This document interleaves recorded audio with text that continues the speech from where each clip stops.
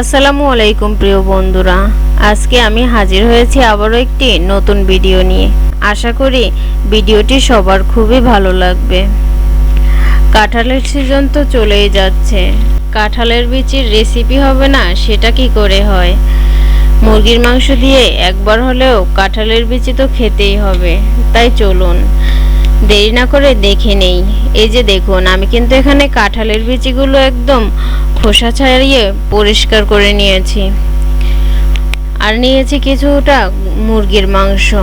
এভাবে মিডিয়াম সাইজের করে টুকরো করে নিয়েছি। এখন চুলায় বসিয়ে দিয়েছি প্যানে পরিমাণ মতো তেল দিয়ে তার মধ্যে দিয়ে দিচ্ছি গরম মশলা। গরম মশলাটা একটু নেড়েচেড়ে ভেজে নিয়ে তার মধ্যে দিয়ে দেব পেঁয়াজ কুচি।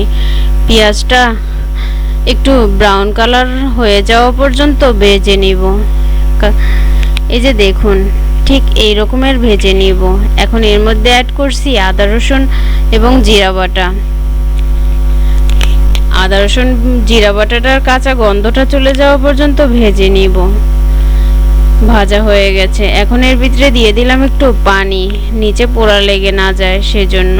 এখন দিয়ে দিচ্ছি পরিমাণ মতো হলুদ মরিচ লবণ এবং জিরার গুঁড়া। একটু নেড়েচেড়ে ভেজে নিয়ে তারপর আবার কিছুটা পানি দিয়ে কষিয়ে নিচ্ছি। মশলাটা খুব ভালো করে কষিয়ে নিতে হবে। উপরে তেল ভেসে উঠছে, তার মানে আমার মশলাটা কষানো হয়ে গেছে। এখন মাংসটা দিয়ে আবার কষিয়ে নিতে হবে। মাংসটার ভিতরে মশলাটা খুব ভালো করে ঢুকে যায় যে সেইভাবে কষিয়ে নিতে হবে। কিছু সময় ঢাকনা দিয়ে ঢেকে রেখেছিলাম। এই যে দেখুন, মাংসটা দিয়ে কিন্তু অনেকটাই পানি ছেড়ে দিয়েছে এবং তেলও ছেড়ে দিয়েছে। তাই আমি কিছু সময় এভাবে কষিয়ে নিব, তাতে মাংসের টেস্টটা খুবই ভালো আসবে। বলতে বলতে কষানো কিন্তু হয়ে গেছে। এখন দিয়ে দিব কাঁঠালের বিচি। কাঁঠালের বিচি কিন্তু আমি কেটে দুই ভাগ করে দেইনি, কারণ কাঁঠালের বিচি খুব তাড়াতাড়ি সিদ্ধ হয়ে গলে যায়।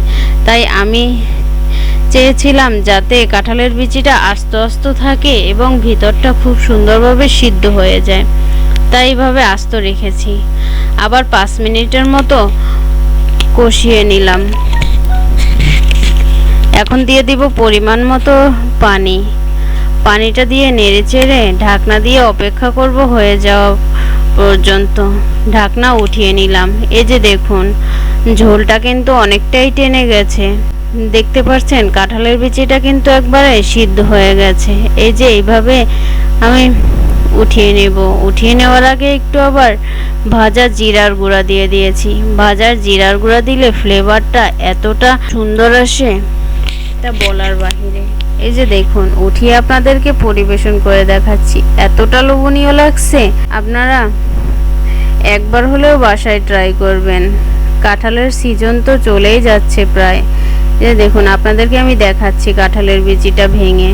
হ্যাঁ, আঙুল দিয়ে চাপ দেওয়ার সাথে সাথে বিচিটা ভেঙে গেছে। এভাবে আপনারাও বাসায় ট্রাই করে আমাকে কমেন্ট করে জানান আপনাদের কেমন লাগছে। যদি ভালো লাগে তাহলে চ্যানেলটি সাবস্ক্রাইব করবেন। আল্লাহ হাফেজ।